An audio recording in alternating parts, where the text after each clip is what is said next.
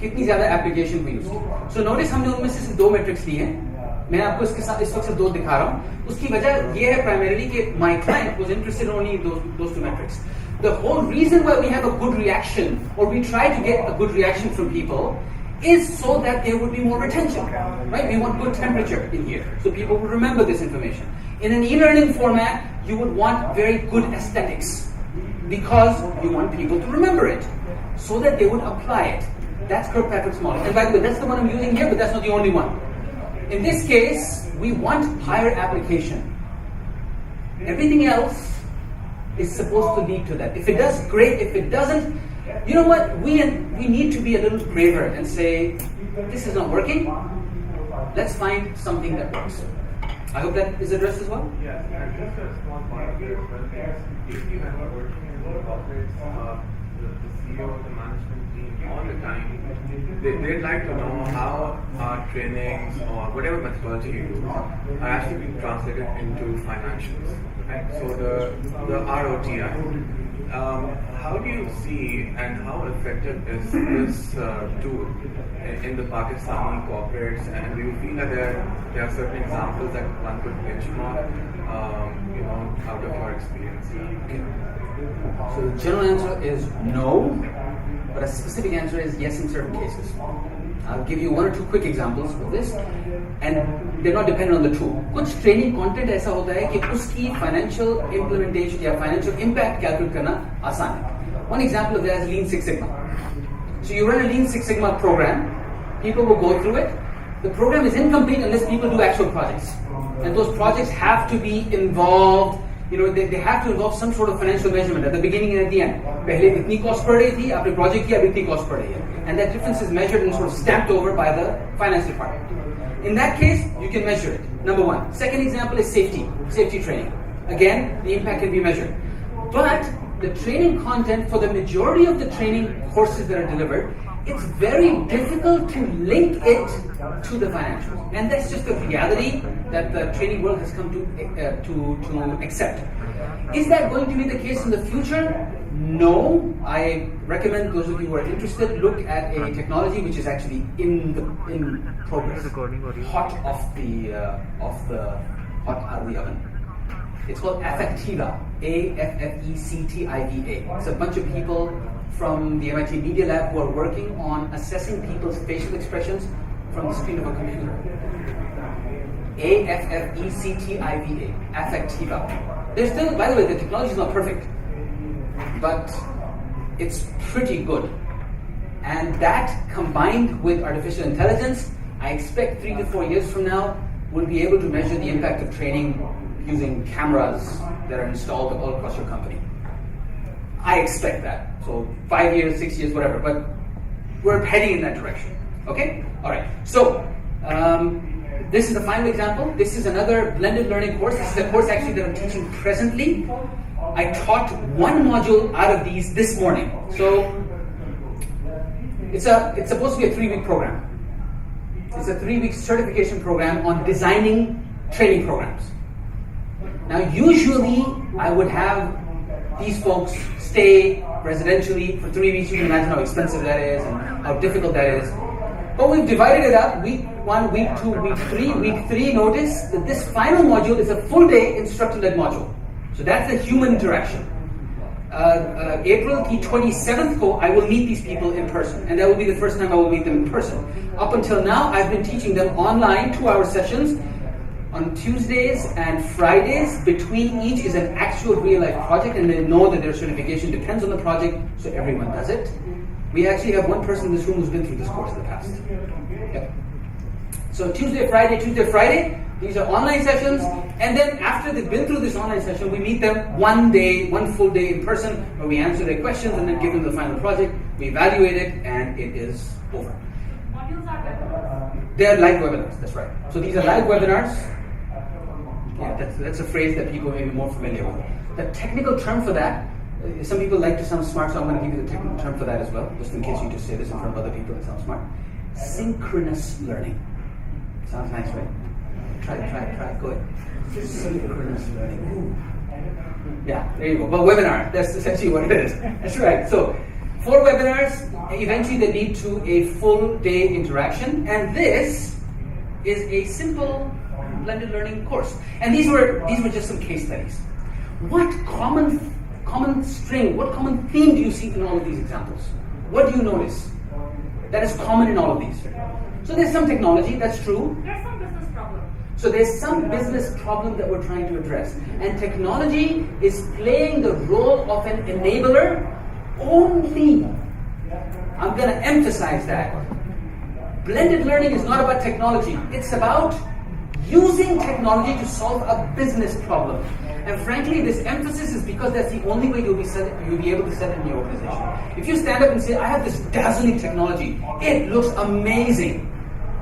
Your organization has a right to turn around and ask, what? So there are lots of things that look amazing. Why this particular one? And that answer has to come from the changing role of the training and development department. You guys already know this, yes sir? Yeah, so ideally the 2 problems which this is solving is one, maybe cost. So the 2 business problems because simple करके देखें और दूसरी maybe providing some kind of simulations जहाँ पे behavior की या strategy learning की आप बात कर रहे हैं. So अगर हम इस blended learning की बात करें so the 2 problems which it is addressing, is there a third one as well? Oh, yes. I see that there is one is cost, that you are reducing the cost. So if there is, then what kind of impact in percentages can this bring in? And secondly, जो cost के अलावा जो दूसरा angle है that I can see is probably कि आपने strategies निकालनी है लोगों को या आपने कोई और behavioral simulations run करनी है, which are run better using technology than in a real live encounter situation. So while I'm answering your question, allow me to say something very arrogant. Not to you, but just in response to the general questions that we have about e-learning versus blended learning versus instructor-led training. What I'm presenting to you is not an option. This is the present. It is no longer an option. And the 4 reasons why, you mentioned 1 or 2, the 4 reasons why. 1 reason is cost. The second reason is impact. The third reason is measurable impact. So you have a greater likelihood of being able to measure what people were doing when they were interacting with technology. If you computer ki baat kare, the same thing applies to your mobile phone or whatever personal computing device you would have in the future. These are 3. And the 4th and final reason is that it allows you to touch people at a behavior level and figure out how they're going to react. These are 4 reasons why. And we're not saying that we're doing away with instructor-led training. We're saying that gradually, I can attest to this, and there are various studies which show you that every year an additional 5% of the organizations adopt blended learning. It's very gradual. E-learning was like a spike. Everybody took it and everybody dropped it. Blended learning is a very gradual, irreversible sort of change. Whichever organization picks it up, no one's turning around. And if you're in learning and development, folks, I'm here to tell you that your role has already changed, even if you did not realize it. It has changed in multiple ways. First of all, learning and development for many organizations has been the order takers. You know, line management says, we want this training done, get it done. Okay. But that role has to change because now you guys have to see yourselves as people who design the processes. You and I get paid to help people do their job better. End of story. And if we're not able to do that, frankly, we are not worth the salary check that we get. The second aspect of change. Learning used to be possible only face-to-face. Now it is possible, at least partially, it is possible to do it remotely. And that possibility gives people ideas. Even if you're not getting that idea, I promise you your boss or his boss or her boss eventually will. And they will bring up the question, why are we spending this amount of money on this, whereas we could potentially distribute the budget and come up with something that is even more effective. The third one is, people used to be dependent. The people, the learners, they used to be dependent. आपने जो उन्हें बता दिया उन्होंने सुन लिया. आज आप उन्हें कुछ बताएं, they'll whip out their mobile phone and they'll Google it. So it is no longer possible for us to stand up and say, look guys, we're going to go through this training program, and whatever I tell you is the final word. Number one, they're not going to listen to you. Number two, you cannot hold them down like that. They have access to content that possibly your trainer does not, which means the role of the trainer also has to morph into something like a facilitator, someone who makes learning easy. You see what I'm saying here? Okay, and I'm sure you've seen examples of that all around you guys. I'm sure you've seen that. Please raise your hand if you have. You've seen examples of this change, right? And if you have not, maybe patient koi hai, you will in the very near future. Because this is an irreversible sort of change. We've seen the role of LED morph into, let's take a look at your relationship with your stakeholders. Aapki organization mein jo decision makers hain. You play the role of the strategic thinker, or that's what you're supposed to do anyway. If we bring this learning intervention in, how is that going to benefit our organization? You play the role of an assessor. ठीक है, learning deliver हो गई. I noticed many questions about how do we measure the impact of learning, which are fair questions. You play the role of the analyst. What kind of training do people need? Similarly, you interact with learners. In the past, it's possible that your role was that of a trainer, an expert. You were the one who was the sage on the stage, telling them stuff. However, your role, as I just mentioned, has to now evolve into that of a facilitator. Look, guys, I know some stuff. I could be wrong. Here's what I have to share with you. If you have something better, please bring it along. I'm going to play the role of the person who asks questions. So facilitator. Similarly, the role of a coach, which you are all familiar with. There are times when that learning event does not need to be a bunch of people sitting in a room listening to a guy with silver hair. It could potentially be you sitting across the table with somebody and having a chat. And the chat consists of the right kind of questions that force that person to think. That's a learning event. Remember, we started with six touch points. Remember that? अभी जो थोड़ी देर पहले हम discussion शुरू की थी, there were 6 touch points. Remember that? There was a touch point where you have technology, and there are touch points where you have human interaction. Our job is to be able to do all of those 6 touch points to ensure greater learning at minimal cost. And of course, you could still potentially play the role of an expert. There are various content areas where there is only a certain number of experts available. The last one over here is technology. And technology may be new to some of you guys. Please, candidly, if you could raise your hand, if you are not exposed to technology or don't consider yourself really tech savvy, may I request that you raise your hand, please? Not really tech savvy. 2, 3 people, 4, 5. Actually, with a few hands. How do you define the level of tech savviness? Okay, that's a fair question. That's a fair question. If I ask you, how easy would it be for you to explore various blended learning technology options for you over the next week? If you're saying, I have a general sense and I'm comfortable with the various options that will be available, if somebody comes to me and says, क्या आपके human resource information system के database के साथ sync करना या नहीं करना? Are your eyes going to glaze over when they say that? Or are you going to say, yeah, I have a general idea what that is? If you have a general idea what that is, okay, then that's good. That's good. But even for those of you who are not very comfortable with that kind of talk, the good news is all that stuff is becoming so easy with time, that you no longer have to depend on an expert who's going to rip you off. It's becoming cheap, it's becoming easy. Technology is becoming commoditized. And that gives you an opportunity. And if you were not comfortable with it in the past, I am here to tell you it's a good idea to start becoming comfortable with it now. Not only because it's easy, but because it is going to be the only way to do business in the future, which is day after tomorrow. Okay? That's the reality. And excuse me for being very, very candid with you, but that's my job here. So, how do you tell us the challenges associated with blended? I paid her for that too. So, I'm going to talk to you about moving from instructor-led training, which is, you can say, something in your organization, to blended training.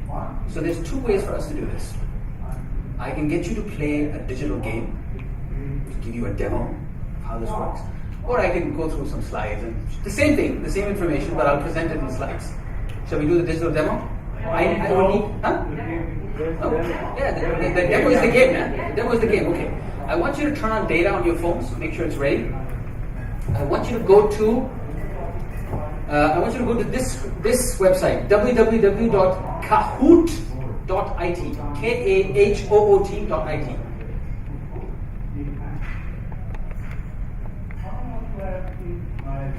So when you go there, you will have to click on play, It's a game of blended learning that I put together this morning. And you will have to put in this game pin, 3460228. If you have a QR reader on your phone, then you can just scan that and it'll lead to the same thing. Yeah, I'll read the pin out. Actually, you should not have to install anything. It should work directly on your browser. No, but then could you please repeat the pin? Yes, 3460228.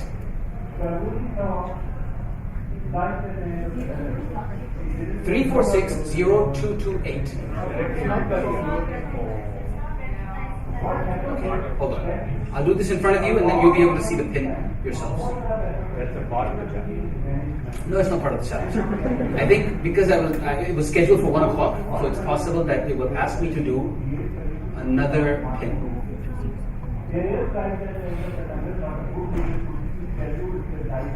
Okay. Okay, this is the pin, 5419595. See the pin at the top? Put that pin in. It's 5419595. Okay, good.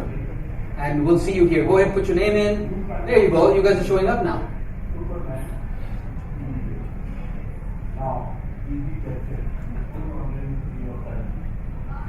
Okay, so when the majority of you are in, I'm going to start the game.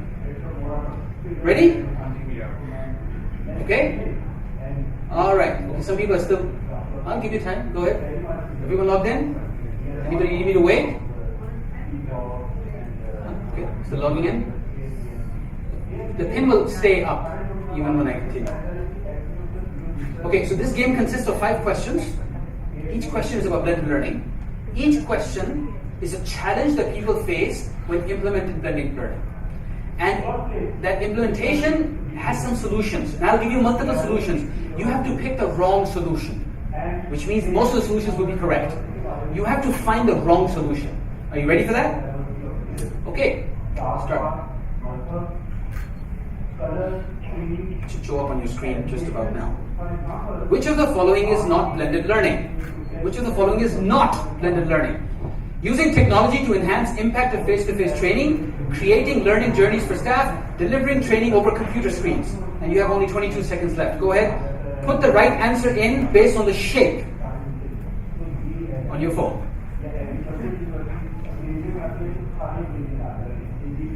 10 seconds left. The circle one is creating learning journeys for staff. Remember, you have to pick the wrong one. Okay, so the correct answer in this case was delivering training over computer screens. That is not blended learning. The other two are correct.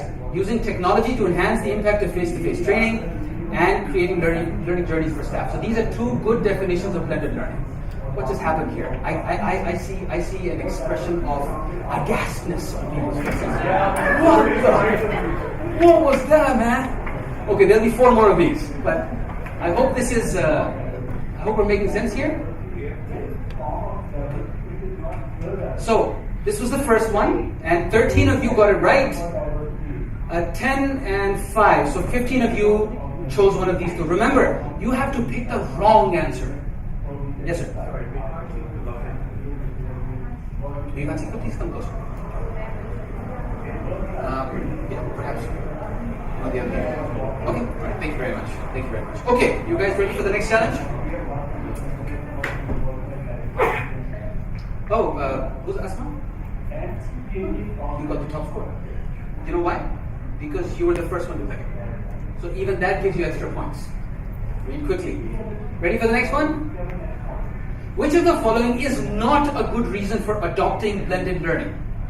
Not a good reason. Training must be standardized across a large employee base.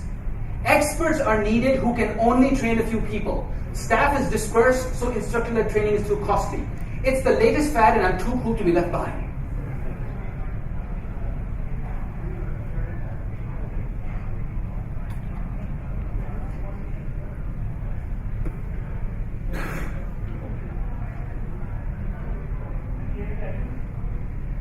And that's time. Okay, so obviously this was an easy one. So These three are correct, of course. So training must be standardized across a large employee base. If that is your reason, then that's a good reason to go into blended learning. Experts are needed who can only train a few people. If that is the case, it's a good reason to go into blended learning because technology will then expand, scale up the level of those experts. Staff is dispersed, so instructor-led training is too costly. That's again a good reason. It's the latest fad and I'm too cool to be left behind. That is not a good reason. Because that's going to blow up in your face very soon. We clear about this? So let's see what the present score is and who's leading. Z's. Okay, there you go. So we have this competition going. Asma, you still in there? Keep trying. Okay. All right. Ready for the next one, guys? We still have 3 more. So it doesn't matter if you got the 2 wrong. You could still win. You will need buy-in from the management and IT. Which of the following, though, is a really bad idea in getting buy-in from the management and the IT department in your company? Work on poster child and quick win projects. Find supporters and line managers whose problems you can solve. Run pilots while staying under the radar. Dazzle them with the technology.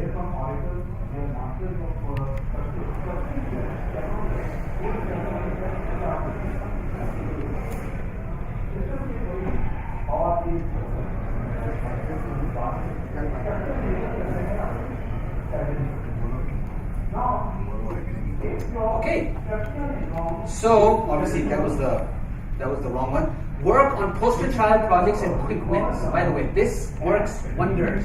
And a good way to do that is to stay under the radar. Don't tell anyone that you're doing this. Start off with something that is so quiet, so hushed up until you're successful. And say, by the way, we tried this. See, in this department we tried it and it worked. And it worked wonders.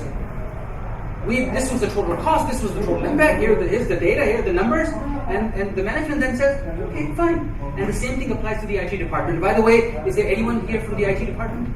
Anyone here? So we can feel safe to say whatever we want? Okay. So IT is a real pain, but it's a necessary pain. And you will have to get along with them.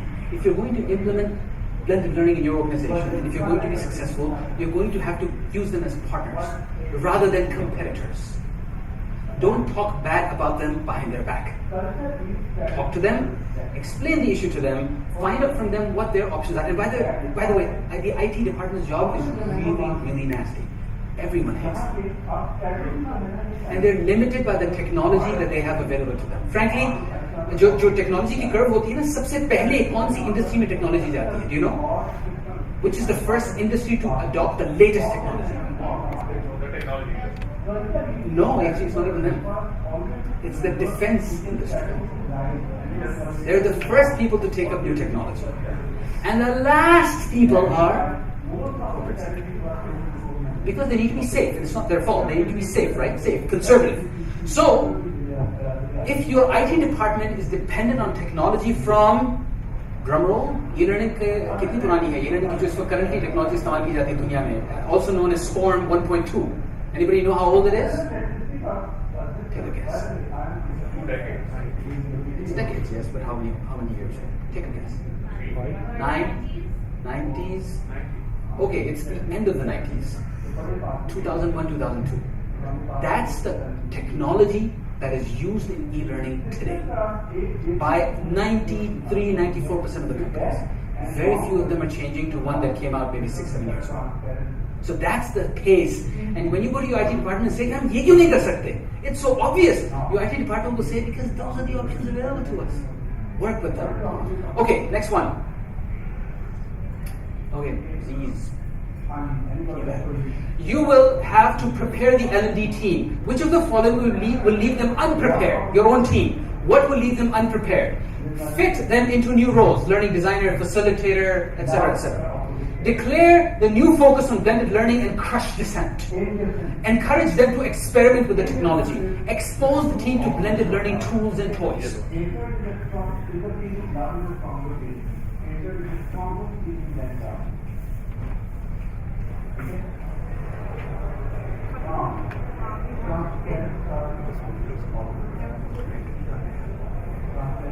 Alright, so obviously in this case, declaring the new focus on blended learning and crushing dissent, I've seen people do that and it has never worked.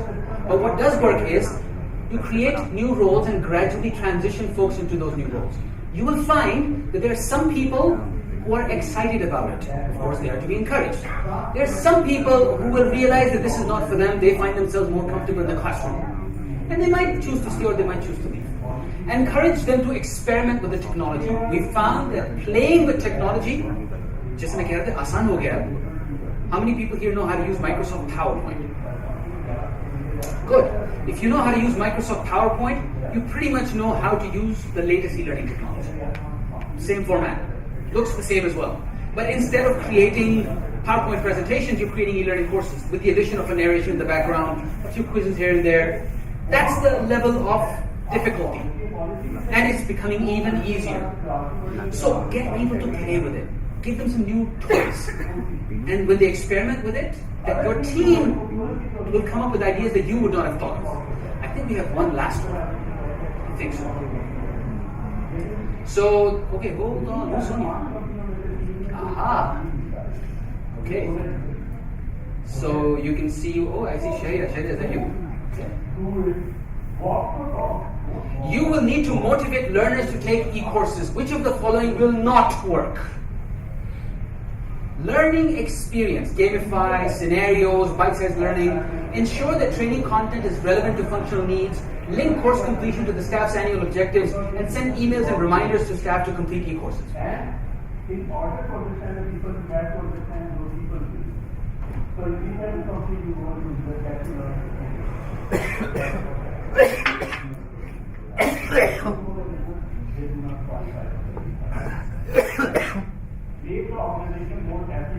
Okay, so obviously learning experience, gamification, scenarios, bite-sized learning, we've talked about this. These are the multiple touch points and they help. Ensure that training content is relevant to functional needs. I don't think I need to emphasize this, right? You guys know how critical this is. If you talk to people about nice to know stuff, they're not likely to listen to you when they have a lot of pressure from work. If you talk to them about stuff they need to know, they're likely to listen to you. Link course completion to the staff's annual objectives. In all the organizations that I've worked with as an employee and on all the organizations that I've advised, this is the one that works the best. We have this company, Australian company, logistics shipping company. They have a requirement that all of their staff go through 4 or 5 big courses in a year. And it's one of those critical requirements. You get like 20 points out of 100 for that. And they have an academy that develops text-based courses, also known as complicated articles, thick PDF documents. But everyone does it. Everyone does it. It sounds like a dictatorship, but if it sounds like a dictatorship to you, welcome to the corporate world, because that's what works.